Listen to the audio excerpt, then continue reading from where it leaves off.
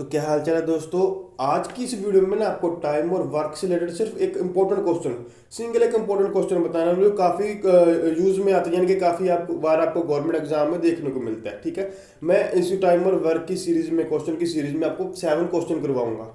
7 के 7 जो क्वेश्चन होंगे वो काफ़ी डिफरेंट रहेंगे, यानी कि एक सिंपल क्वेश्चन टाइम और वर्क से रिलेटेड होगा। उसके बाद जितने भी 5 से 6 क्वेश्चन आएंगे वो डिफरेंट डिफरेंट फार्मूला जो टाइम और वर्क से रिलेटेड रहते हैं, उनमें से ही क्वेश्चन आपको गवर्नमेंट एग्जाम के जितने भी होते हैं, गवर्नमेंट के एग्जाम चाहे वो एसएससी लेवल का हो चाहे वो स्टेट लेवल का हो।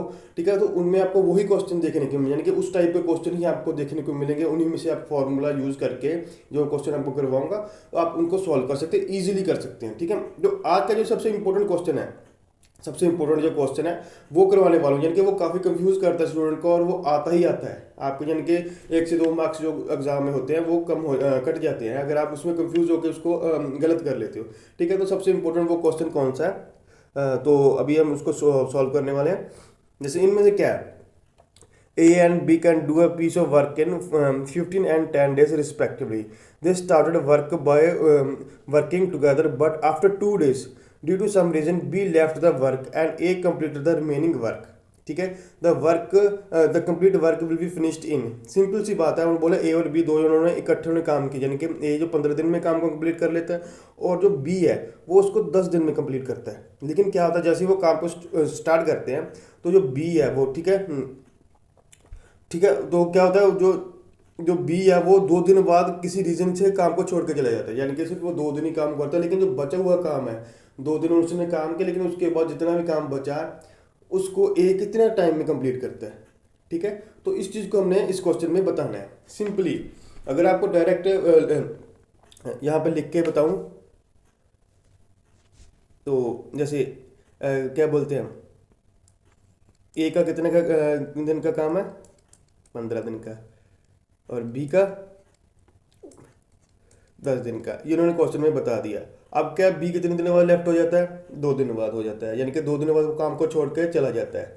ठीक है, तो उसको हम टाइम लेफ्ट को, यानी कि टाइम के अकॉर्डिंग चला तो उसको हम टी लिख लेते हैं, कितना, 2 दिन का टाइम है भैया, ताकि हमको कंफ्यूजन है अगर हम इसको सॉल्व करते हैं। अगर बात करें इसके सिंपल फार्मूले की, ठीक है, फार्मूला क्या यूज होता है, ठीक है जी, एक्स वाई लिख लीजिए या ए, अपना ए भी लिख लीजिए, क्योंकि मैंने यहाँ पे आपको ए भी बताया, तो मैं इसको ए भी लिख लेता हूँ। ठीक है, 1 मिनट,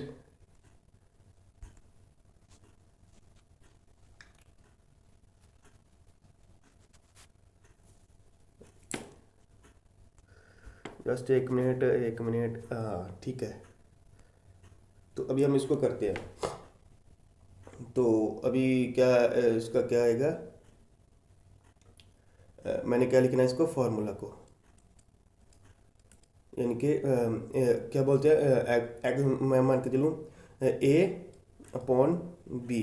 ठीक है, और आगे क्या आएगा इसका मल्टीपल में, ये बी है तो इसका आगे क्या लिखेंगे हम, बी का कितना टाइम था तो उसमें से हम क्या करेंगे, माइनस टी, यानी कि कितने टाइम में वो उसको छोड़ के चला गया। आप इसको सिंपली आप फॉर्मूले को यूज़ करके इसको सॉल्व कर लीजिए, लेकिन इसमें आपको कंफ्यूज होने की कोई बात नहीं रहेगी अगर आप इस फॉर्मूले को याद रख लेंगे।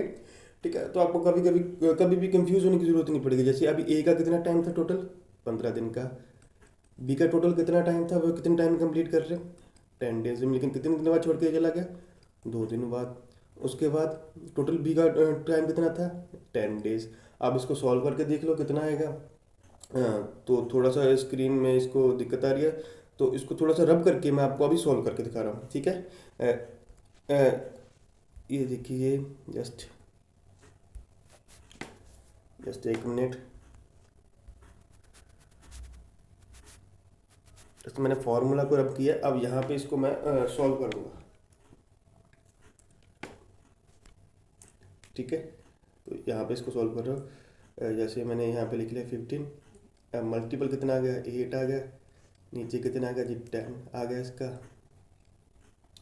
अब सॉल्व करके देख लीजिए, 5 2 का 10, 5 3 का 15, 2 1 का 2, 2 4 का, यानी कि 4 × 3 कितना आ गया टोटल, वो 12 डेज में कर गएंगे। बी तो छोड़ कर चला गया, लेकिन जो ए है वो कितने टाइम में इसको कंप्लीट करेगा, तो वो उसको 12 डेज में करेगा। जैसे मैंने इसमें जो फॉर्मूला बताया था वो सबसे इम्पोर्टेंट है।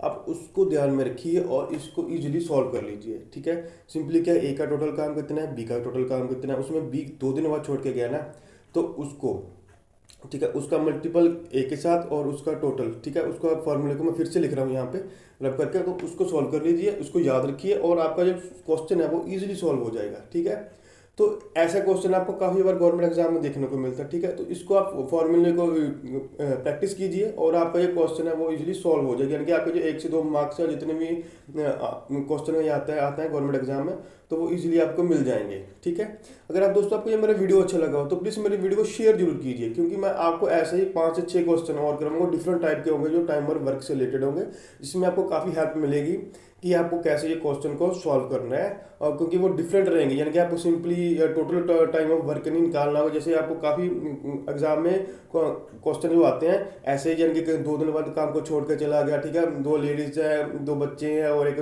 मैन है, वो कितने टोटल काम को कितने टाइम में करते हैं। ठीक है, ऐसे क्वेश्चन आपको टाइम और वर्क के जो सिर्फ इंपॉर्टेंट है वही आपको मैं जो वीडियो में बताऊंगा। सो वीडियो को जितना हो सके उतना शेयर करें और हमारे चैनल को जो सब्सक्राइब करना ना भूलें।